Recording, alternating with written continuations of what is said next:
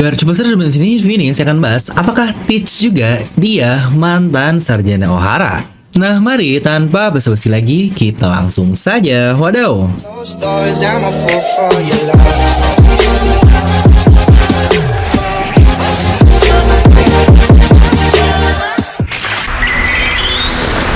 Nah, seperti biasa, Knowledge View ini jangan lupa untuk subscribe dan juga nyalakan bel notifikasinya ya. Karena kalian tidak akan tertinggal informasi menarik seputar One Piece hanya di channel Devil No Mi. Pastikan sebelum kalian komen, kalian tonton video sampai habis agar tidak ada informasi yang miss dan tersesat seperti Babang Zoro. Nah, jadi dengan beberapa hal menarik yang kita dapatkan baru-baru ini, terutama terkait Ohara, White Century, dan tentu saja Jaguar de Saulo, yang pasti pertanyaan kita akan tertuju ke satu orang lain yang pernah ada hubungan juga dengan orang ini, alias Aokiji atau Kuzan. Terutama dia sendiri yang bilang jika Saul adalah teman dekatnya. Dan ingat, bukan teman biasa ya, karena kata-kata dari Aokiji atau dari Kuzan adalah "we were a very good friend". Bukan "we were friend" biasa, yang berarti hubungan mereka ini sangat-sangat dekat sekali.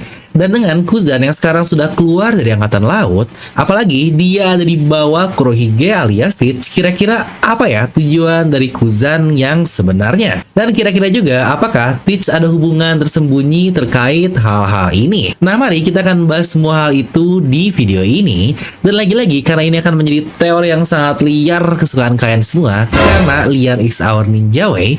Jadi pastikan siapkan kopi, jangan lupa mandi besar, dan style Bunda Korla. Salah, maksudnya pakai headset agar teorinya terasa lebih syahdu. Pertama, dari bergabungnya Kuzan ke bajak laut Kurohige, sebenarnya ini sudah teori yang lama sekali sejak arc dari Dressrosa, walau baru saja terkonfirmasi akhir-akhir ini setelah muncul di cover story. Jadi seharusnya untuk hal ini udah nggak aneh lagi ya. Hanya yang selalu menjadi penasaran setiap orang adalah, kok bisa-bisanya orang seperti Kuzan dia bergabung ke bajak laut Kurohige yang sangat kejam? Apa jangan-jangan dia adalah mata-mata revolusioner atau jangan-jangan bagian dari Sword? Nah, sebelum kita membahas ke sana, kita coba bahas dulu kemunculan Kuzan pasca time skip dan pasca dia keluar dari Angkatan Laut. Ya, tentu saja yang pertama adalah di Pang Hazard. Dia muncul dengan menolong teman lamanya alias Smoker, dan dia bahkan berkata, "Aku tetap orang yang sama seperti sebelumnya." Dan dia membagi perspektifnya dengan tidak terafiliasi dengan Angkatan Laut. Dia bisa melihat banyak hal yang jauh lebih luas dari sudut pandang yang sangat berbeda. Yang jika kita lihat juga saat di Dressrosa, di sini kita lihat percakapan Burgess dengan Kurohige. Dia bilang jika dia belum bisa percaya terhadap Kuzan pada saat itu. Buat yang ngerasa, ngapain sih Teach harus dengerin omongan dari Burgess, orang yang lemah kayak gini? Tapi perlu diingat ya, Burgess ini adalah komandan pertama bajak laut dari Kurohige, yang bisa dibilang Teach ini benar-benar percaya dengan satu karakter ini. Ya, awalnya memang terlihat lemah sih, walau akhirnya sekarang dia sudah mempunyai buah iblis yang luar biasa yang sudah saya bahas di video terpisah. Jadi percakapan tadi sebenarnya cukup clear sekali jika Kuzan melakukan sesuatu untuk meraih kepercayaan bajak laut Kurohige. Dan sebelum kita ke sana, kita akan lihat dulu dari perspektif Kuzan sendiri, di mana untuk Kuzan sendiri dia ini memiliki motivasi yang cukup jelas, yaitu dia ingin melihat bagaimana benih atau seed yang tinggalkan sahabatnya alias Saul di masa depan. Makanya dia terus mengikuti sepak terjang dari Nico Robin, karena jika dilihat dari keadilan Kuzan sendiri itu sudah berubah 2 kali selama cerita berjalan. Tepat seperti kata-katanya kepada Saulo, bahwa keadilan akan berubah bentuk tergantung di mana kau berdiri. Dari yang awalnya kita melihat Kuzan yang benar-benar mengikuti perintah atasan dan Sengoku juga, yang itu bisa disebut sebagai burning justice. Tapi selain insiden Ohara, dia mengubah keadilannya tepatnya cukup jelas sih setelah melihat insiden seperti Akainu atau Sakazuki yang menghancurkan kapal evakuasi. Terlihat dia sangat kaget sekali. Yang dari sini terkonfirmasi dari insiden Ohara, Kuzan mengubah keadilannya dari awalnya tadi burning justice menjadi lazy justice seperti yang kita ketahui. Makanya dia akhirnya membebaskan Robin dari sana, walau pada akhirnya muncul insiden NES Lobby yang kita tahu juga itu adalah ulah dan ide awalnya dari Kuzan atau Aokiji sendiri. Karena ternyata di sini Kuzan berkata jika Robin adalah seperti bom waktu yang akan meledak kapan saja seperti kata-katanya di Water 7 pasca NES Lobby. Tapi tuh pada akhirnya dia sendiri membebaskan Robin Karena di sini Kuzen ini sudah cukup yakin terhadap Robin yang udah menemukan tempat yang sangat tepat alias di bajak laut topi jerami dan mengingat temannya Saul apakah itu keputusan yang sangat tepat. Karena ya logika aja lah, Kuzen di sana sendiri ngeratain satu Water 7 juga bisa lah. Dimana perubahan yang kedua dari Kuzen ini adalah ketika nominasi Fleet Admiral di mana Sengoku menyarankan Aokiji untuk menjadi Fleet Admiral setelahnya, tapi Akainu dia juga ingin menjadi Fleet Admiral dan seseorang seperti Kuzen yang sebenarnya adalah Lazy Justice, dia tidak peduli dan tidak ingin action untuk hal-hal yang seperti itu, tapi kenapa dia sampai rela bertarung berhari-hari dengan dua yang sangat dahsyat? Karena dari sini sudah terlihat berarti ada prinsip dari Kuzen yang diambil ketika Akainu atau Sakazuki menjadi Fleet Admiral yang akhirnya dia pun memutuskan untuk keluar dari Angkatan Laut yang pastinya sekarang justice-nya pun sudah berbeda lagi. Dan inilah dimana semua mulai menarik. Kuzen yang terhubung kuat dengan Robin, Ohara, Saul, Arkeolog, Poneglyph, dan ternyata kenapa dia malah bergabung dengan bajak laut Kurohige. Kira-kira apa lagi sih Teach ini? Apa ada hubungan dengan mereka semua? Dan yang pertama ada hal menarik nih yang biasanya Oda sambungkan di timeline One Piece. Karena ingat Oda ini tidak asal-asalan buat timeline, dia benar-benar detail dalam hal tahun-tahunnya loh. Dibandingkan serial lain yang bahkan nggak peduli mau time skip kayak mau lewat berapa tahun kayak, tapi di One Piece untuk 1 tahun 2 tahun saja Oda sangat peduli sekali. Bahkan ada insiden seperti 38 tahun yang lalu, 28 tahun yang lalu, 400 tahun yang lalu, dan bahkan Void Century. Karena sekali lagi One Piece ini dia ini bergerak secara paralel bukan linear saja. Jika di daerah A tahun tersebut ada sesuatu, maka di sisi lain dunia pun terjadi sesuatu di tahun yang sama. Dan contoh adalah di 28 tahun yang lalu, atau mungkin jika ambil dari perspektif flashback Robin yang terjadi 20 tahun lalu di pre-time skip, dan ibunya Olvia pergi 6 tahun sebelumnya. Jadi jika dari timeline flashback yang ada itu terjadi 26 tahun yang lalu, tapi ingat ada time skip 2 tahun, maka ini terjadi 28 tahun yang lalu. Nah di sini sebenarnya dua alternatif sih yang mungkin terjadi, tapi intinya sama.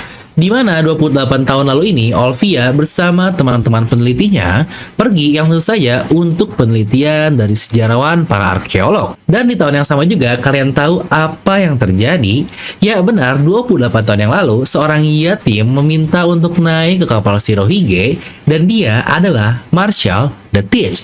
Dimana jika ke skip ke 22 tahun yang lalu, di tahun insiden Ohara, semua peneliti itu dibunuh dan hanya Olvia, ibu Robin yang masih hidup. Dan kebetulan orang yang menangkapnya adalah Sauro. Tapi untuk Sauro sendiri berkata jika sebelum-sebelumnya mereka hanya menangkap dan tidak membunuh para sejarawan ini. Yang berarti masih banyak sekali peneliti yang hidup ketika berkelana dari Ohara. Nah, apakah Teach salah satu dari sejarawan tersebut?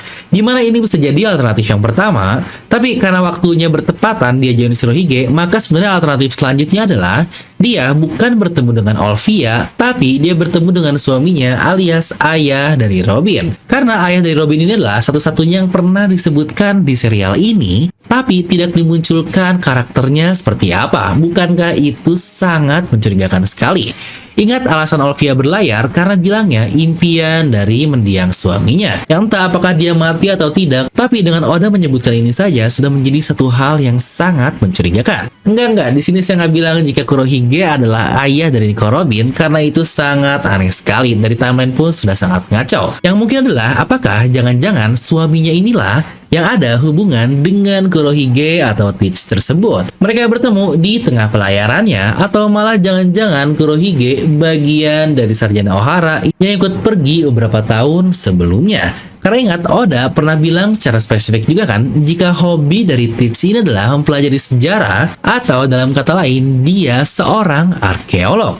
Dan ingat topi yang digunakan juga saat join dengan Shirohige. Ya benar, topi yang sama persis dengan apa yang Olvia gunakan. Di sini pula saya nggak bilang itu pasti topi arkeolog dan pasti sama. Hanya dari cara Oda membuat dua hal yang persis dengan tipe yang sangat persis, sama-sama sejarawan, sama-sama arkeolog, ini menjadi sesuatu yang sangat menarik. Apalagi tahun yang digunakan oleh Oda pun sama persis. Ya mungkin bedanya untuk topi dari Teach ini terlihat sudah rusak lah karena ada jahitan di mana-mana. Nah jika ini benar, maka Teach akan menjadi The Orphan of Ohara yang serupa dengan Nico Robin. Walau dia mungkin tidak seperti Robin yang bisa membaca Poneglyph, tapi juga dia tahu tentang banyak sejarah di dunia ini. Maka tidak aneh jika Teach dia tahu tentang Lunarian dan banyak hal penting lainnya.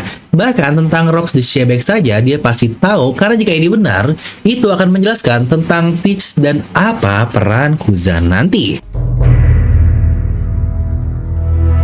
Nah, dengan hal yang baru saja kita dapatkan terkait ternyata semua aset, semua harta Ohara yang berkali-kali diucapkan oleh para sarjana terkait nilai dari buku-buku tersebut yang sangat luar biasa. Apalagi bahkan dokumen Ohara ini memiliki nilai seperti kata-kata Dr. Vegapunk. Bukankah sudah menjadi hal yang sangat dibutuhkan sekali bagi Teach untuk menjungkir balikan dunia ini? Atau dalam kata lain, hal yang dia cari adalah The Lost Library of Ohara atau perpustakaan Ohara ini yang sekarang sudah berpindah tempat. Ya benar, pengetahuan yang hilang udah ibarat The Lost Kingdom aja nih untuk Ohara sendiri. Dan ngomong-ngomong Ohara, semua hal yang berhubungan dengannya adalah para teoris yang hebat ya, seperti Ohara Channel atau Arthur dari Library of Ohara. Nah, kita balik lagi.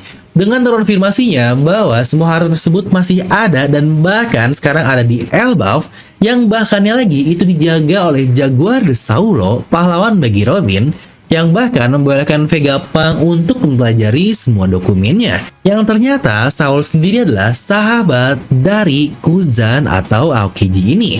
Bukankah ini akan menjadi motif sendiri bagi Kuzan untuk mengetahui jangan-jangan Teach yang ada hubungan dengan Ohara, arkeolog, dan segalanya, mungkin juga dia nanti akan membahayakan nyawa sahabatnya alias Saul di sebuah pulau yang berhubungan dengan hal-hal tabu di dunia ini, yaitu negeri Elbaf.